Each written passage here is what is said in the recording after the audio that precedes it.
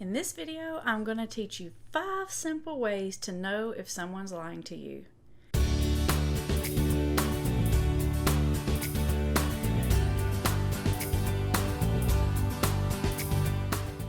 And you might be thinking, well, who are you to tell me that? Well, in case you don't know me, I'm Amber Hollingsworth, and I'm an addiction specialist. And so what that means is every single day, people come sit on my couch, and I have to figure out what's the truth and what's not so much the truth. And so over the years, I've studied, I've taken some courses, I've watched like cool TED Talks, I've read a few books. So in this video, I'm going to tell you a few of those really simple techniques I've learned, but best of all, the last couple that I'm going to share with you are just my own personal, professional experience about it's just how to get the vibe. So make sure you listen to all of these because those last ones are probably the most important. Okay, number 1. If the person is using like really formal language and they're not talking in that super casual way, like if you think back to the Bill Clinton videos and it's all about the Monica Lewinsky, if you're old enough to remember that, and he says, "I did not have sex with that woman." You can see how it's like super like formal and specific. It's almost like they're giving you the loophole. Let me give you another example. So this was a couple years ago, and I was dealing with this kid. I think he was in college, and his screen was positive for cocaine. And so I said, looks like you've been using cocaine. He's like, "No way, Amber. You know I don't have any money. I can't afford to buy cocaine." Listen to that.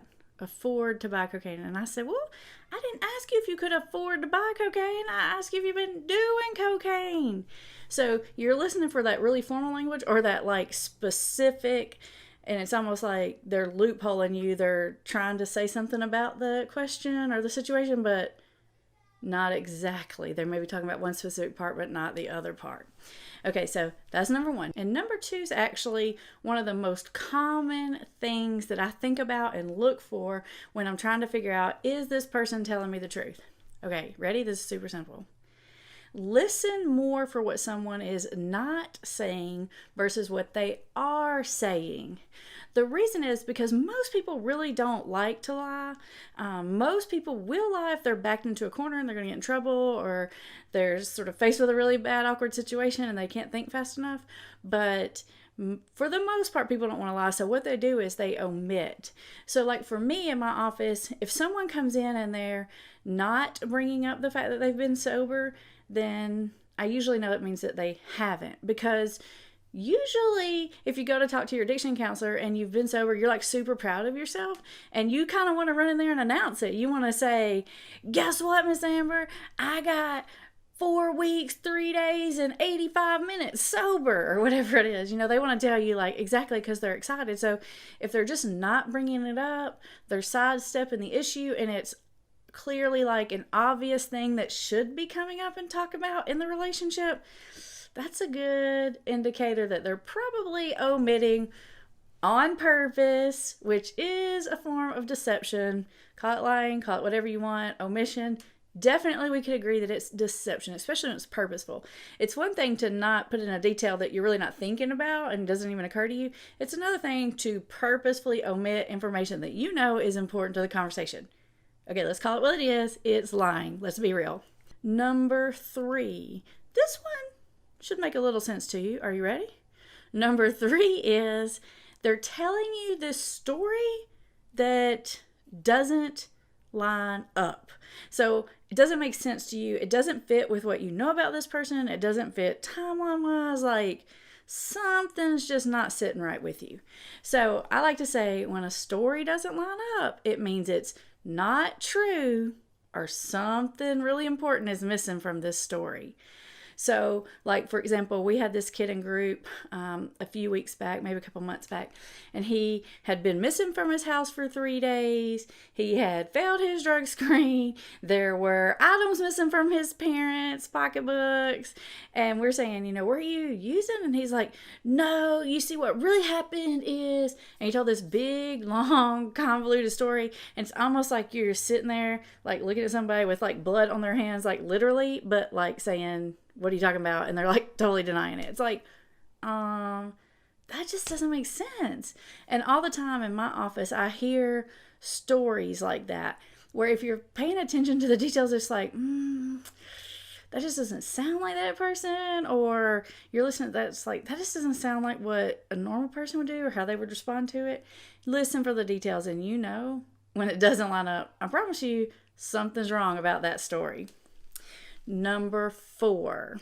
Okay, ready? This is where you get like super Jedi mind trick skills. You got to really stop and check in here. The number one way that I know someone is being insincere with me, that they're hiding something from me, that, maybe they're lying, but they're definitely omitting is, ready? This is super sophisticated. Get ready. You feel bored when you're talking to them.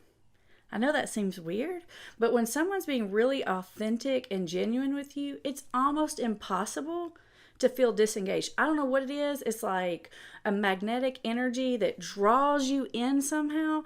But when someone's really just sort of like going through the motions of a conversation, you just don't feel that energy. And this really only works with someone that you know pretty well. But after I've known a client for a while, they have a certain energy and there's a certain kind of dynamic that happens between you. And each of my clients is a little different, but you get used to that energy and that dialogue and that exchange. And when they come in, sometimes they can be telling me like all the same things and they're saying the right words, but I'm just like, I'm hearing you, but I just don't feel that chemistry thing going on. What it means is, yes, you're saying all the right things, or you're saying what you would normally say, but it doesn't feel authentic. And that one really takes and for that one, you really got to stop and do a check-in with, how do I feel in this conversation? Do I feel super engaged in this conversation, or do I feel like we're both just playing a game here?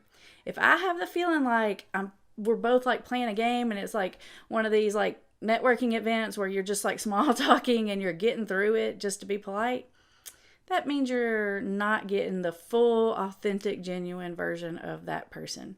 Okay, that's your Jedi mind trick of the day. And then lastly, this is a Jedi mind trick that you already have. This is most important. Ready? If your gut tells you something's up, something is up. I'm the biggest believer in gut feeling ever, especially if we're talking about parents or even spouses, because you know your loved one like the back of your hand, and you know when they breathe different and when they talk different, and if you call and they answer the phone and they say hello differently, you know something's up. Now, you might not know exactly what that is in any of these situations, but you know they're not telling you something. Always, always, always listen to your instincts. I really can't think of a time when I regretted the fact that I listened to my gut feeling. I can think of a lot of times when I regretted not listening to my gut feeling. So if you'll stop and think about it, I know it's so easy. It's like sometimes our instincts tell us something that we don't want to hear, or it tells us to address something that's going to be difficult or embarrassing or cause conflict, and we don't want to do it. So we excuse it away, or we rationalize it away, or we say, oh, I'm just being silly, or I'm just overly sensitive, and we dismiss it. If your gut tells you something's up, something's up. Now, I'm not telling you to hound that person like they're interrogated by the FBI, but what I am telling you is you need to know in your heart and in your mind, something's up. Now, you should probably watch some of my other videos. In fact, I have one that I made when I pretty kind of at the beginning when I first started making the videos about how to deal with people lying to you. You definitely want to check that out, because this video, I'm not telling you how to deal with it. I'm telling you how to know it. So the first thing you got to do is know when it's happening, and then you got to know exactly how to deal with it. So make sure you check out that video. It's a while back. It was when I was still learning. So, hey, don't judgments, but the information is super good. So check that one out. Okay, those are the top 5 ways that I can tell if someone is trying to deceive me, leave information out. Ready? They're using overly formal or specific language. They don't bring up obvious topics or information that would seem quite relevant and normal to talk about. Number 3, the story doesn't make sense. It's just like, that just doesn't seem logical, or it doesn't seem to make common sense, or it doesn't fit their profile or the way they think or do things. Number 4, you feel bored, disconnected, or disengaged when you're talking to them. You hit the feeling like you're at one of those really annoying like social events that you don't really want to go to, and you're not really close to anyone, and you have to mingle. That we're just playing a game, getting through this, talking about the weather feeling. That means you're not getting the genuine version of that person. Or you're not getting, or at least you're not getting the whole genuine version of that person. And then lastly, and most importantly, listen to your instincts. They are going to lead you correctly. Now, don't listen to your instincts about what they tell you to do about it. Do listen to your instincts as far as knowing the piece of information. But once you know what's going on, then you need to step back and make rational decisions about how to respond to that. I've got lots of other videos on how to deal with that, especially if it has to do with dealing with an addict or an alcoholic. Make sure you check those out. I've got how to interact with an addicted loved one, how to talk to someone about their drug or alcohol use, what to do if someone's lying to you, lots and lots. And definitely make sure you subscribe to this channel, because if this video was helpful for you, you're definitely going to want to see all the other ones.